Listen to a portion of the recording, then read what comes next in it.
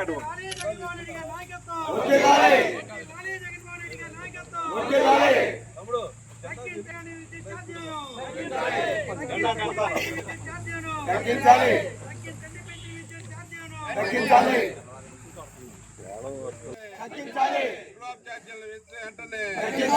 పెంచిన విద్యుత్ ధరలను వెంటనే 200 యూనిట్లు పేద ప్రజలకు ఎస్సీ ఎస్టీలకు పెంచిన విద్యుత్ ధరలు 15,400 కోట్లు ప్రజల మీద భారం మోపి ఇప్పటికి కూడా ట్రూ ఆఫ్ ఛార్జెస్ అని రకరకాల పేర్లతోటి ఏరియర్స్ ఎప్పుడుది 22, 23, 24, 25లో కూడా ఒక నెల గ్యాప్ వచ్చిందని చెప్పి రకరకాల వసూళ్లు బాదులని మీరు అన్నారు. ఎన్నికల ముందు కూటమి ప్రభుత్వం, కూటమి నాయకులు మేము అధికారంలోకి వస్తే ఎన్నికల వాగ్దానంగా అధికారంలోకి వచ్చిన తర్వాత కరెంటు ఛార్జీలు మేము పెంచము.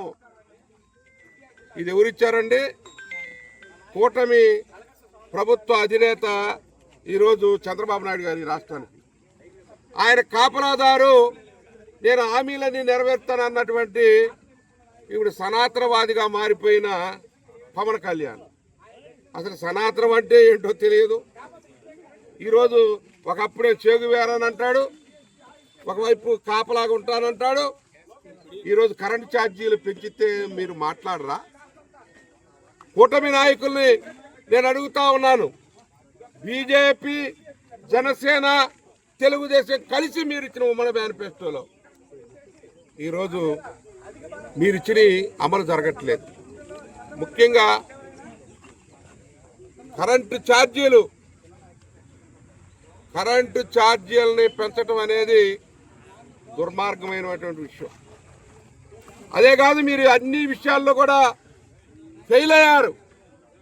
ఈరోజు రకరకాల పేరుతోటి రకరకాల ఏరియర్స్ అని చెప్పి అన్నీ కూడా చేసి వాడేదేమో 1,200 అయితే వచ్చేదేమో 2,000, 3,000 వస్తుంది, 2,500 వస్తాయి. ఎప్పుడో 14లో అప్పటి నుంచి వసూలు చేస్తున్నారు.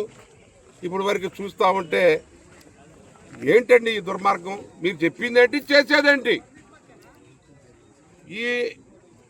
ఏదైతే ఈ జిమ్మిక్కులు చేస్తా ఉన్నారో వీటన్నిటికి కూడా తగిన గుణపాఠం చెప్పక తప్పదు. అందుకనే మీ దృష్టికి మీరు చేసినటువంటి వాగ్దానాలు మీ దృష్టికి మళ్ళీ తీసుకురావడానికే ఈరోజు మేము ప్రభుత్వానికి తెలియజేయమని చెప్పి మీ అధికారులకి మేము వినతి పత్రాన్ని ఇచ్చాం. ఈరోజు చాలా దుర్మార్గంగా ప్రతి ఒక్క పేదవాడి వాడకి వెళ్ళండి, ప్రతి ఎస్సీ ఎస్టీ కాలనీలకు వెళ్ళండి. మాకు ఏంటండి, మేము వాడకుండా మాకు బిల్లులు వస్తున్నాయి అని చెప్పి అడుగుతా నోటీసులు ఇస్తా ఉన్నారని చెప్తా ఉన్నారు.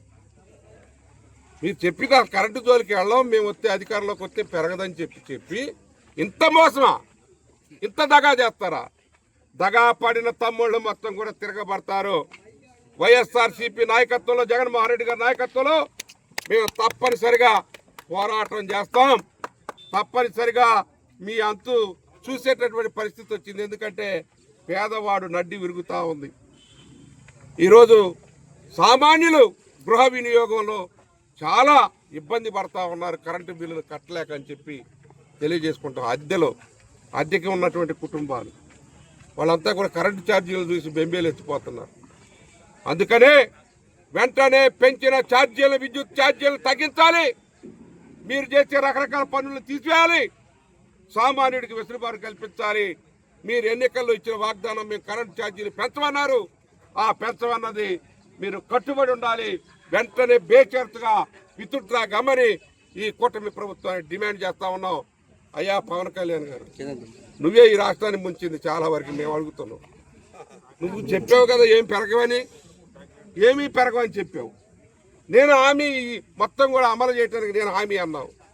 ఈరోజేమో డ్రెస్ మార్చేసా, వేసే బాటిలన్నీ మార్చేసి ఏదో సనాతన ధర్మం అంట. అసలు సనాతనం గురించి తెలుసా? అందరినీ సమానంగా చూసేది సనాతన ధర్మం. ఆ రోజుల్లో కులాలు లేవు. ఆ రోజుల్లో ఈ దేశంలో బౌద్ధం పరడిల్లింది.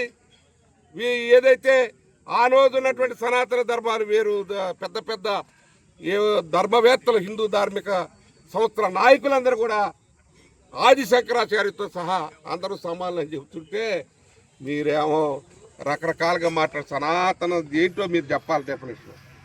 చేదు వేరనా లేకపోతే సనాతన? తర్వాత హామీలకి నేను గ్యారంటీ అన్నారు, మీరు ఎక్కడికి పోయారు అని పవన్ కళ్యాణ్ కూడా అడుగుతా ఉన్నాం. ఇది శుద్ధ మోసం, అబద్ధం. మీరు ఇవన్నీ చెప్పినవన్నీ కూడా వాగ్దానాలు ఇచ్చిన కరెంటు ఛార్జీల్లోనే తేలిపోతుందని చెప్పి తెలియజేసుకుంటూ, ఇప్పటికైనా మీరు ఇచ్చిన వాగ్దానాలకు కట్టుబడి ఉండమని చెప్పి పేద ప్రజల పక్షాన వైఎస్ఆర్సీపీ తిరువూరు నియోజకవర్గంలో మేము డిమాండ్ చేస్తా ఉన్నామని చెప్పి తెలియజేసుకుంటాం.